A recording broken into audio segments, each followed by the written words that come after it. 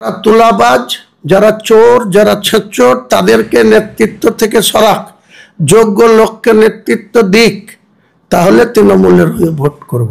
আর তা না হলে বলেছি, আবার বলছি, বারবার বলছি, 6ই ডিসেম্বর বাবরি মসজিদে শিলান্যাস করব।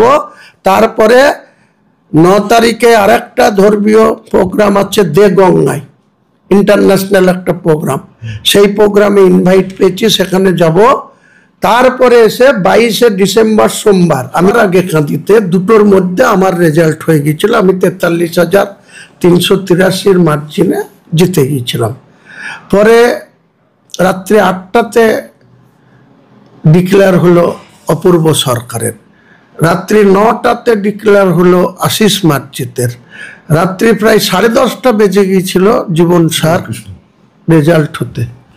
তাহলে সেই জিতা মমতা বন্দ্যোপাধ্যায়ের প্রতীকে জিতা, আমাকে বাধ্য তাদের নির্দেশ মানতে। কিন্তু তারপরে পরেই তখন বিরোধিতা হলো। তারপরে যে সভাপতি ছিল জেলার, তাকে সরিয়ে আরেকজনকে, ভোটে হারা একজন ব্যক্তিকে সভাপতি করলো, শাওনি সিংহ রায়। তা করতে করতে 22 পার হলো, 23-এ পড়লো। 22শে সেপ্টেম্বরে দুজন নতুন সভাপতি আসলো, নুরুল আলম এবং আজহারউদ্দিনকে বাদ দিয়ে এই নজরুল ইসলাম এবং মুস্তাফিজুর। তারপরে তাদের সাথেও চলছিলাম, কোনো অসুবিধা ছিল না। 23-এর যে নির্বাচন, পঞ্চায়েত নির্বাচন, কিভাবে ভোট হলো, সর্বোচ্চ নেতৃত্বকে অভিযোগ জানানোর পরেও যখন কোনো সুরাহা হয় না, তখন আমাকে ভারতবর্ষের গণতন্ত্রের তো ফেডারেল স্ট্রাকচারে 4টে স্তম্ভ, তার মধ্যে তো মিডিয়া একটা। রাজনীতির কারবারিরা মিডিয়াকেই তো তার ব্যথা বেদনা, সমস্যা, ন্যায় অন্যায় সবকিছু তুলে ধরবে মানুষের কাছে জানার জন্য। তো আমাকে যখন দেখছি নেতৃত্ব কোনো বিচার দিচ্ছে না, নেতৃত্ব কোনো ন্যায় দিচ্ছে না, তখন আমাকে মুখ খুলতে হয়েছে। যখনই আমি মুখ খুলছি তখনই বলছে থামো, কখনো বলছে নেত্রী তোমার মুখের কপালে স্টার লাগিয়ে দেবো, কখনো বলছে তুমি কথা বলবে না, কথা কম বলবে। অথচ আমি যে কথাগুলো বলছি, ভোটের টাইমে উনি অনেক এজেন্ডার কথা বলেছিলেন, আমি মানুষের কাছে তুলে ধরেছিলাম লোহাদাঘাটের ব্রিজ। 5 বারের এমএলএ ছিল ঈদ মোহাম্মদ, তারা কতবার, ক্ষিতি গোস্বামী, তারপরে অমর রায় চৌধুরী পূর্তমন্ত্রী ছিল, বারবার ঈদ মোহাম্মদ বলেছিল লোহাদাঘাটে টিয়াঘাটে ব্রিজ করে দেবো, আজও পর্যন্ত হয়নি। আমি লোহাদাঘাটের একটা ব্রিজ করার জন্য মুখ্যমন্ত্রীকে আবেদন করেছি, জেলা শাসক রাজস্বী মিত্রকে 10 বার বলেছি, চেম্বারে গিয়ে বলেছি, যেখানে দেখা হয়েছে সেখানে বলেছি, যে কোনো ডেভেলপমেন্টের মিটিংয়ে গিয়েছি, বলেছি 2025-এ 518 কোটি টাকা 5ই মে আসলেন, আমাদের সঙ্গে মিটিং করলেন। তারপরে শামশেরগঞ্জ গেলেন, সুতিতে মিটিংয়ে 518 কোটি টাকার প্রকল্পের ডিক্লেয়ার দিয়ে গেলেন, কোথাও শিলান্যাস করলেন, কোথাও ওপেনিং করলেন। তো ভরতপুরের মানুষ এতই অপ্রাসঙ্গিক, আমরা এতই অপ্রাসঙ্গিক, এই যে মাত্র 35 কোটি টাকার একটা লোহাদাঘাটের ব্রিজ, আজ পর্যন্ত তার কোনো সুরাহা হলো না। অথচ কাঁদি অনেক কিছু পাচ্ছে, সামান্য দুর্গা পুজোর অনুদানের, গত বছরে একজন এসপি ছিল, ভদ্রলোক মানুষ ছিল, কিন্তু এ জেলা সভাপতি থাকার সুবাদে 39টা অনুদানের টাকা কাঁদি নিয়ে নিল। ভরতপুরের মানুষ আকতি মিনতি করে দরখাস্ত করছে, সেখানে পেল না। সালারের মানুষ দরখাস্ত করছে, পেল না। এবারও 20টা করে এক্সট্রা দরখাস্ত পড়েছিল, 6টা করে হয়েছে। অথচ কাঁদি সব কিছুতে প্রায়োরিটি। সে জেলার সভাপতি, তার সঙ্গে রাজ্যের কিছু বিশিষ্ট নেতাদের ঘনিষ্ঠতা আছে, তাদের মাধ্যমে সে সবসময় এই ধরনের দ্বিমাতৃসুলভ আচরণ আমাদের সঙ্গে করছে। তারপরে কাঁদিতে শুনছি আমাদেরকে দল থেকে বহিষ্কার করে দেবে বা সাসপেন্ড করবে বা দলে অপ্রাসঙ্গিক করে দেবে। তো কাঁদিতে মিষ্টি বিলি হচ্ছে, ভরতপুরে মিষ্টি বিলি হচ্ছে। তো এগুলা কি শৃঙ্খলা ভঙ্গ হয় না?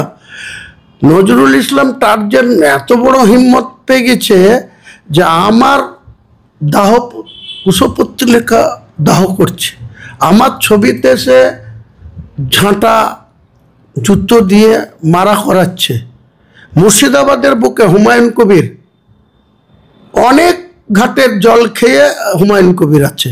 সিপিএম এর সরকার ছিল, মমতা ব্যানার্জির হাতে যেমন আজকে পুলিশ, এই পুলিশ জ্যোতিবাবুর হাতেও ছিল, বুদ্ধবাবুর হাতেও ছিল।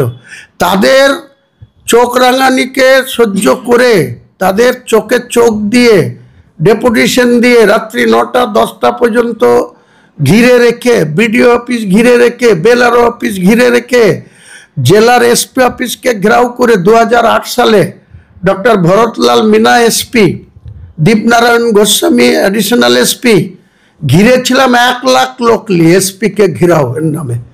অধীর চৌধুরী আমাকে বলেছিল যা হয়েছে হয়েছে ছেড়ে দে, তাও আমি শুনিনি। তাকে ওই অফিস থেকে নামিয়ে এনে ফুটপাতে আমাদের ডায়াসের কাছে এসে ক্ষমা চাই নিয়েছিলাম যে কংগ্রেসীদের বিরুদ্ধে মিথ্যা মামলা প্রত্যাহার করব এবং কোনো মিথ্যা মামলা আগামী দিনে কোনো থানা করবে না, এই প্রতিশ্রুতি দিয়ে তবে তাকে ঘেরাও মুক্ত করেছিলাম।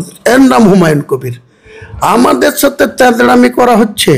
এখানে যারা তুলাবাজ, নাম্বার 1 তুলাবাজ, ওই একটা মাহে আলম, তার 2009 সালে একটা মামলা, আর 2012 সালে কে পুলিশ মন্ত্রী? মমতা ব্যানার্জি পুলিশ মন্ত্রী। তার পুলিশের আমলে বড়ুয়া থানায় 2012 থেকে 2022 এই 10 বছরে 16টা মামলা। তাও আর কি ধরনের মামলা? অ্যাডিশনাল 307-এর মামলা, 379-র মামলা। 379 কি ধারা ভাই? তার মানে কি? চুরি করা, মোটরসাইকেল চুরি করেছে, মেয়ে ছেলে পাচার করে বিক্রি করা, তার ধারাতেও মামলা আছে। 16টা মামলা যার বিরুদ্ধে মমতা ব্যানার্জির পুলিশ করেছে, সে আবার তার ব্লক সভাপতি হচ্ছে। কিসের বিনিময়ে ভাই? ডেলি ওই বালির ঘাটে 3টে ঘাট অফিসিয়ালি ডাক হয়, আর 12টা ঘাটের মাল তুলে পুলিশ আর বেলারো আর এই তৃণমূলের বড়ুয়ার এইসব নেতারা আর জেলার এই কাঁদির বালারা লুট করছে। লুটেরাদের সাথে হুমায়ুন কবিরকে দল করতে হবে। লুটেরা নেতৃত্ব দেবে, তারা সাইডে থাকবে, তারা পিছনে থাকবে, অস্বচ্ছ লোককে পিছন সারিতে পাঠাতে হবে, তবে হুমায়ুন কবির মমতা ব্যানার্জির হয়ে ভোট করবে। যা করেছে করেছে। 2024-এ মমতা ব্যানার্জির কথা শুনে ইউসুফ পাঠানকে ভোটে জিতিয়েছি। অধীর চৌধুরীর মতো 5 বারের এমপি, সে ডবল হ্যাট্রিক হয়ে যেত। সে 24-এ এত কনফিডেন্স ছিল তাকে কেউ হারাতে পারত না। অধীর চৌধুরীর এমনই কারিশমা ছিল, এখানকার হিন্দুরা অধীর চৌধুরীর ইভিএম মেশিনে নাম পেলেই তার দিকে বোতাম টিপত। সেই হিন্দুদেরকে আমি পলিটিক্যালি অ্যাটাক করলাম, আমাকে মুসলিমদেরকেও অ্যাটাক করলো যোগী আদিত্যনাথ 30শে এপ্রিল। আমিও 1লা মে তাদের অ্যাটাক করলাম। সেটার জন্য তাহেরও জিতেছে, সেটার জন্য ইউসুফও জিতেছে। তারা আমাকে অহংকার দেখাবে, তাদের লোকরা আবার আমার সাথে যোগাযোগ বিচ্ছিন্ন রাখবে তাদের নিজেদের ধান্দা করে খাওয়ার জন্য। এই এমপি এখন পর্যন্ত 16 মাস অতিক্রান্ত হয়ে গেছে। এমপি ল্যাটসে 5 কোটি টাকা করে বছরে পায়। 7টা বিধানসভায় ভাগ করলে 70-72 লাখ করে পার বছরে। 16 মাস অতিক্রান্ত। আমি এমএলএ ভরতপুরের, আমি উন্নয়নের কোনো কিছু জানি না, যা খুশি তাই করছে। ওই অপূর্বর কথা শুনে যেখানে খুশি যাচ্ছে, যা খুশি তাই করছে। এইসব করে বেড়াবে আর আমরা ঘোড়ার ঘাস কেটে বেড়াবো? ঘোড়ার ঘাস কাটার জন্য এইসব সংশোধন করবে, এমপিকে বসাবে। এখানে অভিষেক বন্দ্যোপাধ্যায় আসুক, না হলে এমপি ইউসুফকে ডাকুক, আবু তাহেরকে ডাকুক, অপূর্বকে ডাকুক, যে কটা এমএলএ আছে ডাকুক, ডেকে সময় দিক। মুর্শিদাবাদের যারা তুলাবাজ, যারা চোর, যারা ছেচোর, তাদেরকে নেতৃত্ব থেকে সরাক, যোগ্য লোককে নেতৃত্ব দিক, তাহলে তৃণমূলের হয়ে ভোট করব। আর তা না হলে বলেছি, আবার বলছি, বারবার বলছি, 6 ডিসেম্বর বাবরি মসজিদের শিলান্যাস করব। তারপরে 9 তারিখে আরেকটা ধর্মীয় প্রোগ্রাম আছে দেগঙ্গায়, ইন্টারন্যাশনাল একটা প্রোগ্রাম। সেই প্রোগ্রামে ইনভাইট পেয়েছি, সেখানে যাব। তারপরে এসে 22শে ডিসেম্বর সোমবার আমি পৃথিবীতে আমার মায়ের থেকে ভূমিষ্ঠ হয়েছি সোমবার ভোরবেলায়। তো সেই সোমবার 22শে ডিসেম্বর আমি আমার নতুন পথ চলা শুরু করব এবং আমার 1 পয়েন্ট টার্গেট হবে তৃণমূলের বিরুদ্ধে, বিজেপিরও বিরুদ্ধে। এখানে কংগ্রেস আমার কাছে অচ্ছুত না, আমি 30 বছর কংগ্রেস করেছি। আইএসএফও আমার কাছে অচ্ছুত না। সিপিএম আমার কাছে রাজনৈতিকভাবে সারা জীবন অচ্ছুত ছিল। সেই সিপিএমও আমি আগামী দিনে সিপিএমের সঙ্গেও গাঁটছাড়া বাঁধবো, তাদের সঙ্গেও সিট শেয়ার করব, করে এদের কি করে সোজা করতে হয় সেই সোজাটা আমি করে দেখাবো।